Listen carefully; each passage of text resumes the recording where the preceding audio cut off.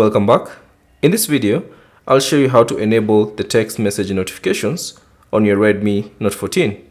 So I'm using the Redmi Note 14 Pro Plus, but the same steps should apply for the other Redmi Note 14 phones. Now let's say for instance you accidentally disable the text message notifications on your device. You can simply re-enable it. All you have to do is open the settings application on your device, and then within the settings, scroll down and select notification and status bar. Tap on that and then select app notifications.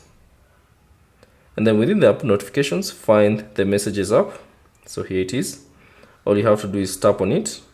And then from here, you should find the option show notifications. So simply tap on the toggle switch icon, and that will enable the text message notifications on your Redmi Note 14. Thanks for watching. If you have any questions, leave them down in the comment section below. And if you found this video useful, consider leaving a like and subscribe to the channel.